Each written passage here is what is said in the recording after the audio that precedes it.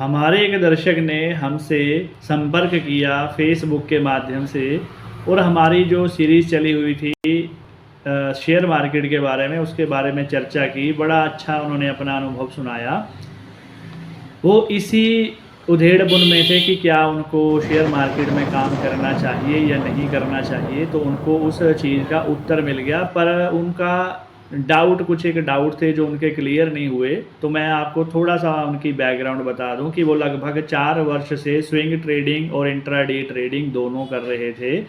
बीच-बीच में commodity section को भी वो टच कर लेते थे और उनको इंडिकेटर्स लगभग सारे उनको पता थे। एक्सपीरियंस काफ़ी अच्छा था और बड़े-बड़े यूट्यूबर्स को फॉलो कर रहे थे। और उन्होंने क्या कहा कि पंडित जी, शुरू में तो मुझे ये लगा कि 10-20% अगर उड़ता है तो कोई नहीं, इतनी कॉस्ट देनी ही पड़ती है। उनका कैपिटल थोड़ा-सा बड़ा था, तो उनका जो 10-20% भी 2.5-3 लाख के आसपास बन रहा था। चलो, पहला साल उनका 10-20 हज़ार रुपये में उड़ गया। दूसरे वर्ष उन्होंने यूट्यूबरों से बड़ा कुछ सीखा कि भाई इसमें पेशेंस लगती है, इसमें आप अपने आप पे विश्वास करिए, अपने एनालिसिस पे विश्वास करिए। मैं डायरेक्टली नाम नहीं लेना चाहता, वो वीडियोस मैंने भी देखे थे। तो फिर उन्होंने तीसरे वर्ष अब उनको ब्रेक इवन पे पहुंच गए थे और वो कहते थे कि पंडित जी, ये जो ब्रेक इवन वाली समस्या है ये अभी तक उनकी सॉल्व नहीं हुई है। उनको पिछले कई महीनों से लग रहा था कि बस अब ब्रेक इवन आ गया, अब वो प्रॉफिटेबल ट्रेडर बन के ही रहेंगे। उन्होंने एक जानकारी शेयर की हमारे साथ है कि उन्होंने एक दिन अडानी का शेयर, अडानी शायद एंटरटेनमेंट एंटरप्राइज, शायद अडानी ENT, उसका शेयर लिया। तो उन दिनों में बड़ी सारी खबर चली हुई थी कि इनके शेयर डाउन जाएंगे। तो उन्होंने जब काफ़ी डाउन आ गया तो उन्होंने बाय किया और उसके बाद और नीचे चला गया वो। तो उनका कई दिन यही माइंड में चला रहा कि मैं निकालूँ या ना निकालूँ, क्योंकि पैनिक हो चुका था और उन्होंने उसको लॉस पे निकाल दिया। फिर उन्होंने क्या किया कि जब वो रिकवर करके ऊपर आने लगा, उन्होंने दोबारा से वो अडानी ENT खरीद लिया। खरीदने के बाद फिर वो डाउन गया, उन्होंने फिर बेच दिया। तो ऐसा करते करते अप डाउन के चक्कर में अल्टीमेटली वो शेयर ऊपर गया। पर उन्होंने जब भी वो रिट्रेस कर रहा था तो उन्होंने लॉस बुक करके अपना 5-10% अपने कैपिटल का उड़ा दिया। फिर उन्होंने सर्च करना शुरू कर दिया इंट्राडे में loss, share market loss, dark side of share market.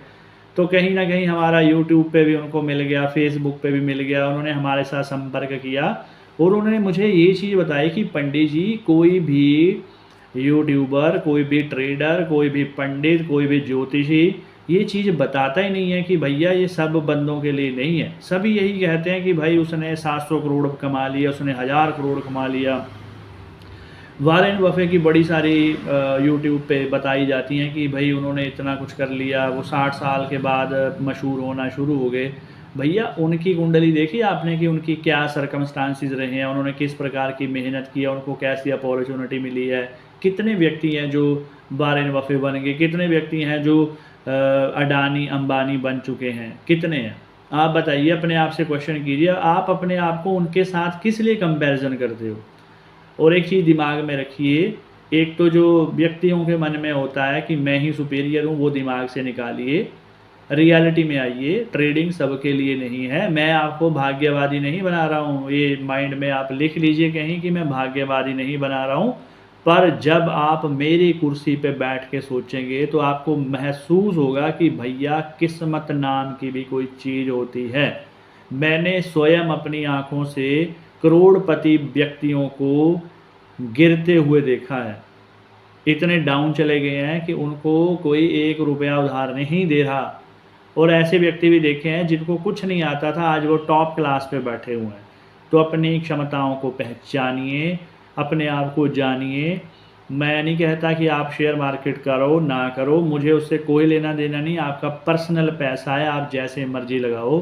पर मुझे आज तक कोई इंट्राडे ट्रेडिंग वाला प्रॉफिटेबल ट्रेडर नहीं मिला है। और जो लॉन्ग टर्म इन्वेस्ट करते हैं उनकी हालत क्या हो जाती है? उनकी हालत ये होती है कि वो जनवरी में उन्होंने इन्वेस्ट किया तो फरवरी तक उनका अप जाएगा, मार्च में फिर डाउन जाएगा, अप्रैल में फिर अप चला जाएगा उनको लगेगा कि जो मैंने 500 रुपये का शेयर लिया है वो 505 रुपये का हो गया, कि क्या मैं बुक करूं या ना करूं। जब वो 490 का आता है तो वो कई बार ये सोचते हैं कि ये कहीं 400 ना चला जाए, तो वो लॉस बुक करके बाहर आ जाते हैं। और ऐसा कहना कि भाई मुझे कोई फ़र्क नहीं पड़ता, मैंने तो पैसे लगा दिए हैं, अब ये ऊपर जाए नीचे जाए मुझे कोई फ़र्क नहीं पड़ता, ये उसी प्रकार है जैसे समस्या देख के अपनी आंखें बंद कर लेना। ऐसी चीज़ों से कुछ लाभ नहीं होने वाला। मैं आपको रियलिटी बता रहा हूँ। अगर आप स्विंग ट्रेडिंग करते हैं, इन्वेस्टमेंट करते हैं, अगर आप प्रॉफिटेबल हैं तो मुझे नीचे कमेंट ज़रूर करिएगा। और आप अगर बहुत अच्छा कोई जानकारी देना चाहते हैं, हमारे साथ जुड़ना चाहते हैं ट्रेडिंग संबंधी, हमारे तो डाउट्स हैं भाई, तो मैं तो किसी व्यक्ति को शेयर मार्केट के लिए कभी भी प्रेरित नहीं करता। लॉन्ग टर्म के लिए भी मैं कहता हूं कि भैया 5-10% अगर आपके पास पैसा पड़ा है तो आप उसको लगा लीजिए, और ये सोच लीजिए कि अगर बढ़ गया मेरा, नहीं बढ़ा तो भी मेरा। रियलिटी में आइए। अगर सिर्फ शेयर मार्केट से ही पैसे कमाने होते तो इतने दिग्गज भरे हैं हमारे इंडिया में, तो कितने व्यक्ति ऊपर आगे बढ़ जाते।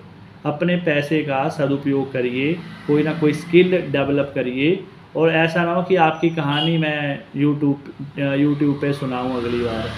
तो बीवियर, सावधान रहिए, ढंग से काम कीजिए, प्रसन्न रहिए। शेयर मार्केट वाले मैंने बहुत परेशान देखे हैं। एक व्यक्ति मुझे मिला जो मुझे कहता था कि मैं पंडित जी मैं तो अच्छे खासे पैसे कमा लिए हैं, पर वो व्यक्ति परेशान बहुत है। उसको हर दिन लगता है कि एकदम से अगर मार्केट गिर गई तो मेरा क्या होगा, एकदम से गिर गई तो क्या होगा। तो भैया सबके लिए नहीं बनी है। अलर्ट रहिए, प्रसन्न रहिए। ज़िंदगी सिर्फ पैसे के लिए नहीं है। मैं ये भी नहीं कहता कि ज़िंदगी मज़े उड़ाने के लिए। सब चीज़ों का बैलेंस बना के चलिए। किसी अच्छे ज्योतिषी से अपनी कुंडली का विश्लेषण करवाइए, अगर वो आपको रिकमेंड करते हैं। नंबर 1 अच्छे ज्योतिषी शब्द बोला मैंने कल को, मुझे गालियाँ मत देना। अगर पहली बात मैं मना करता हूँ, अगर आपने करना ही है तो लॉन्ग टर्म के लिए 2-4%, 5%, 10% इन्वेस्ट कीजिए और निश्चिंत होकर सोइए। ऐसा पैसा इन्वेस्ट कीजिए जिसके जाने पे आपको परेशानी ना हो। धन्यवाद।